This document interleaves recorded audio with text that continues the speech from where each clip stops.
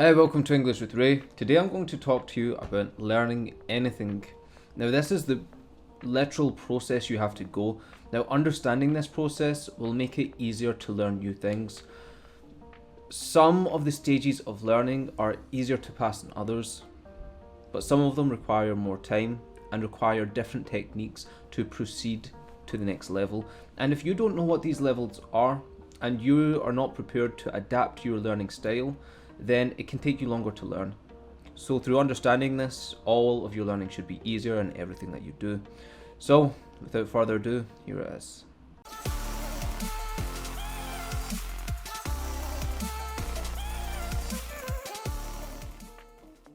So as an English language teacher, some of my students have different goals, and a common one is pronunciation. They want to be able to pronounce better. And a lot of the mistakes you're making when you pronounce certain words, you're not even aware that you're making it. Because you can't really hear yourself speak. You're just speaking the way that you're used to. So because you are not conscious of this problem, you're incompetent. And that's the first stage. It's unconscious incompetence. That's where you are. You're making a mistake, you're not so good, but you're not aware of the mistake. As soon as I tell you, hey, every time you pronounce the letter it comes out as an E sound. And instead of saying live, you're saying leave. Instead of saying give, you're saying I give you.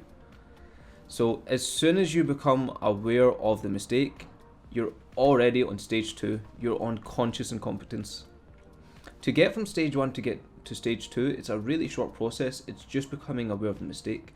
It's just learning that, hey, I'm not so good at this, and now I'm aware. So that's a transition, really quick and really easy.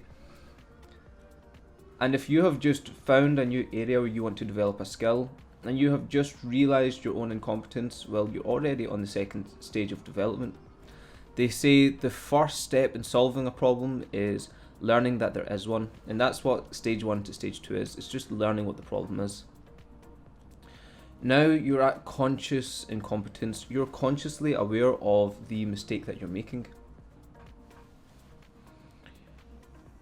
At this point, you may not be aware of it every time. You may keep pronouncing the word wrong, but every so often you hear it and you remind yourself. You're becoming more familiar. You're starting to recognize yourself making this mistake more often. So what do you do now? Well, to get from stage 2 to stage 3, you need to employ exercises in order to improve your pronunciation or improve whatever skill area it is you're working on. So generally, a lot of repetitions. You may need to, I'm just going with the example of pronunciation, but you can really apply this to anything.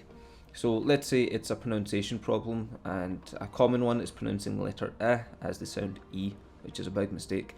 Now, the way you would go about fixing this is you need to make sentences with the words you're regularly pronouncing wrong, and you have to repeat it again and again and again and again and again and again and again using the correct pronunciation. It's very repetitive, but it's like exercising. Because if you go to the gym, you're not going to just do one bicep curl or one squat or one push-up. You need to do more again and again and again and again, and it's really repetitive. But that's how muscles grow, and that's how you're going to improve, well, whatever skill it is you're working on.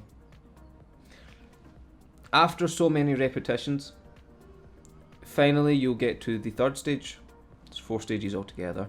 Stage 3 is conscious competence. You're now competent. You're now performing right a lot of the time, maybe 75% of the time. You're able to do it correctly.